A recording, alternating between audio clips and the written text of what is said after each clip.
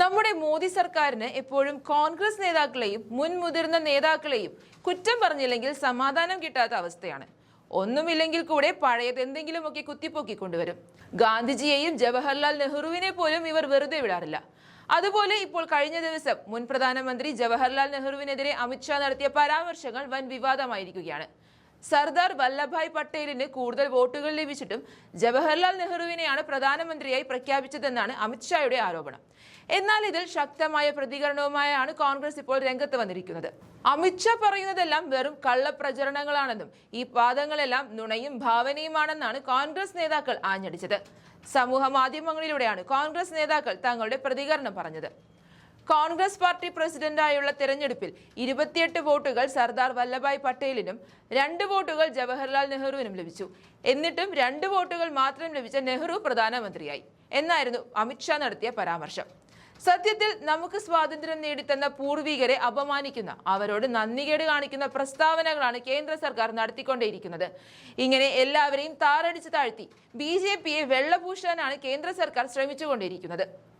നെഹ്റുവിനെ കുറിച്ച് ആഴത്തിൽ പഠിക്കാതെ എന്നാൽ ആഴത്തിൽ ഗവേഷണം നടത്തിയെന്ന ഭാവത്തിലാണ് BJP അംഗങ്ങൾ പാർലമെന്റിൽ സംസാരിക്കുന്നതെന്നാണ് Congress communications general secretary Jairam Ramesh സമൂഹ മാധ്യമത്തിൽ കുറിച്ചത്.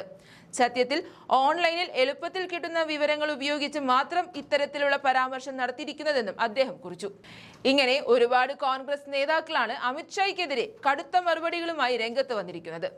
ഇതുപോലെ തന്നെ നേരത്തെയും നെഹ്റുവിനെതിരെ കടുത്ത പരാമർശങ്ങൾ അമിത്ഷാ നടത്തിയിട്ടുണ്ട്. കഴിഞ്ഞ ദിവസങ്ങളിൽ ലോക്സഭയിൽ വോട്ട് ചോരിയെക്കുറിച്ച് രാഹുൽ ഗാന്ധിയും അമിത്ഷായും തമ്മിൽ വൻ വാക്കുതർക്കങ്ങളാണ് അരങ്ങേറിയത്.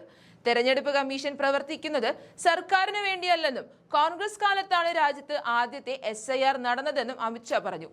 എന്നാൽ ഇതിന് മറുപടിയായി തെരഞ്ഞെടുപ്പ് കമ്മീഷന് എന്തിന് സർക്കാർ പൂർണ്ണ പരിരക്ഷ നൽകിയെന്ന് വ്യക്തമാക്കണമെന്നും രാഹുൽ ആവശ്യപ്പെട്ടു. ഇതിനു പിന്നാലെയാണ് ഇരുവരും തമ്മിൽ രൂക്ഷമായ വാക്പോര് നടന്നത്. ഇതേ തുടർന്നാണ് ജവഹർലാൽ നെഹ്റുവിനെ കടന്നാക്രമിച്ചുകൊണ്ട് അമിത്ഷാ രംഗത്ത് വന്നത്. വോട്ട് ചോരി ആദ്യം ഇന്ത്യയിൽ നടത്തിയത് നെഹ്റുവും ഇന്ദിരാഗാന്ധിയുമാണെന്നാണ് അമിത്ഷായുടെ വിവാദ പരാമർശം. പൗരത്വം ലഭിക്കുന്നതിന് മുൻപ് സോണിയാഗാന്ധി വോട്ടർ പട്ടികയിൽ ഉൾപ്പെട്ടുവെന്നും അമിത്ഷാ പറഞ്ഞു. എന്നാൽ ഇതിനെതിരെ KC വേണുഗോപാൽ രംഗത്ത് വന്നിരുന്നു. ചുട്ട മറുപടി തന്നെയാണ് KC വേണുഗോപാൽ അമിത്ഷായ്ക്ക് നൽകിയത്. ഈ കേസ് തള്ളിയതാണെന്നും പറ്റുമെങ്കിൽ സോണിയാഗാന്ധി തെരഞ്ഞെടുപ്പിൽ വോട്ട് ചെയ്തെന്ന് തെളിയിക്കാൻ അമിത്ഷായെ വെല്ലുവിളിക്കുകയുമാണ് KC വേണുഗോപാൽ ചെയ്തത്.